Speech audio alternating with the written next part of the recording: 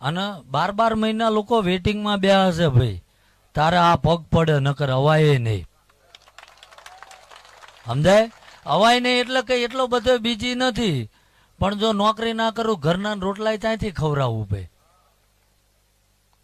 અને કોકના લઈ લઈશ તો હું કાલ મારા ભગવાનને મારા ઠાકરની સામું નહીં જોઈ શકું. અને આજે આ તમે ગમે એ કદાચ હોય ને તો હું એને આંખોમાં આંખું નાખીને જોઈ શકું. ચમ કે મેં ક્યારેય કોઈનું ખોટું નથી કર્યું ભાઈ. સમજાય હે ને? અને જેદુનો આ મારો ઠાકર ભેળો મળ્યો તેથી, અને 7 વર્ષમાં જગત તો કદાચ બની જેલું બોલતું હોય છે ભાઈ, પણ જેથી મારો ઠાકર વળ્યો ને તેથી મેં એમ કીધું તું તું ક્ષત્રિય છું અને આ બીજો ટાઈમ દીવો કરવા તેલ નથી, અને જો તારા નામની ભીખ માગવી પડે ને તો એ ભુવાપણી મારે નથી કરવાની ભાઈ.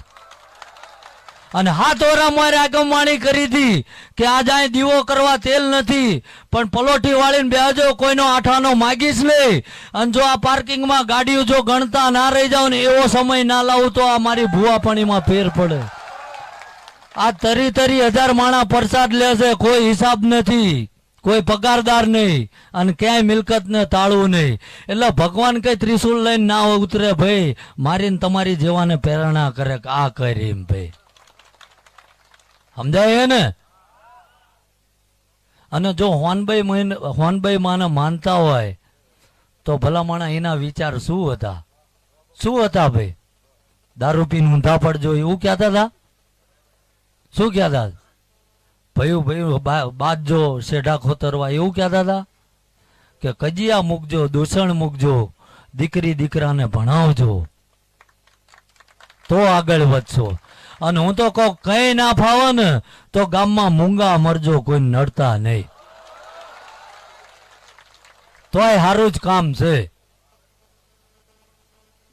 આ તો ગલ્લે બેઠા બેઠા એમ કે આ આવ્યો મારો ભાઈ, તારી રાહ જોતો, હવારનો મસાલો નતો મળ્યો એટલે.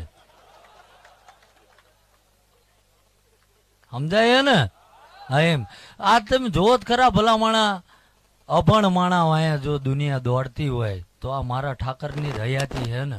બાકી ગરીબી એ જોઈ છે, સાસને રોટલો મહળીને ખાતો ભાઈ.